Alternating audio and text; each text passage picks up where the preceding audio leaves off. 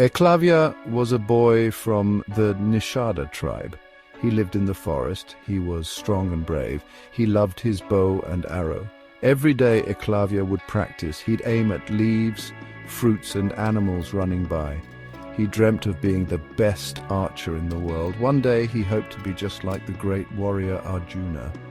Eklavya heard stories about Drona.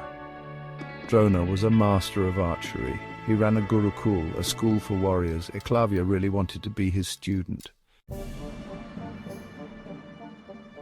Eklavya traveled to Drona's gurukul. He stood outside the special building. He saw young princes practicing archery. Eklavya was so excited. He went to Drona with his hands folded respectfully.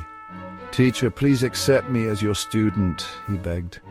"I want to learn archery from the very best."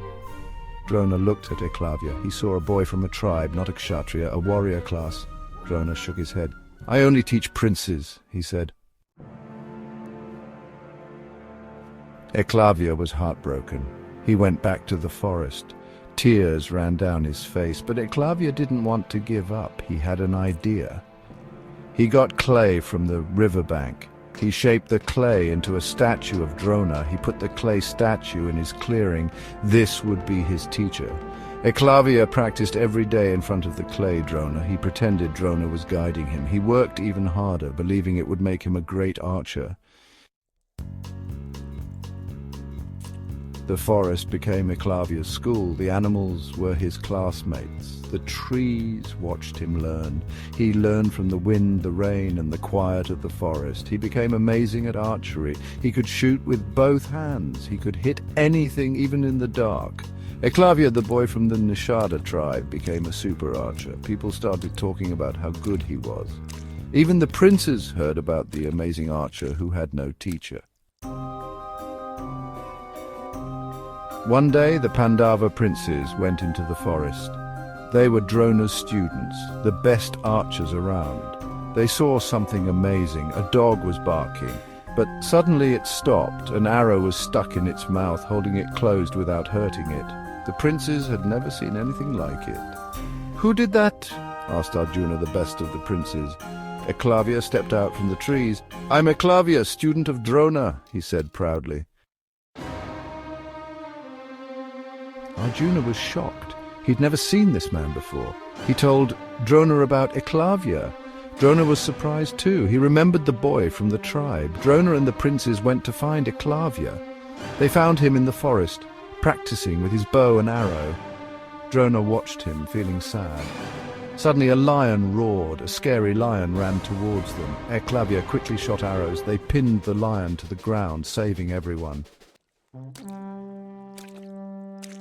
Drona was impressed, but he was also worried. He had promised Arjuna he'd make him the best archer. He knew Eklavya was even better than Arjuna. He turned to Eklavya. "You are truly skilled," he said, "but you learned from me, your teacher." He reminded Eklavya that students must respect their teachers. Eklavya was surprised. He had never thought of Drona as his teacher, but he knew the old ways. A student always had to repay his teacher.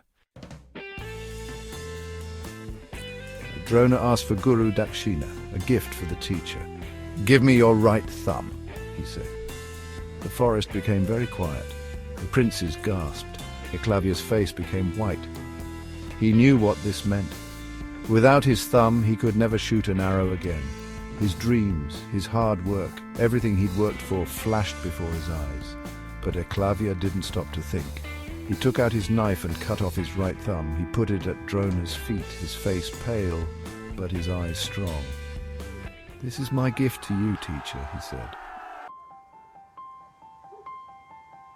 Eklavya went back to the forest. His hand was hurt forever.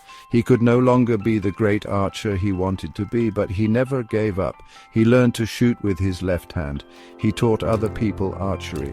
The story of his amazing skill and sacrifice is still told today. Eklavya's story teaches us that true strength isn't just about being strong. It's about working hard, being loyal, and being brave enough to give up things we love for what we believe in.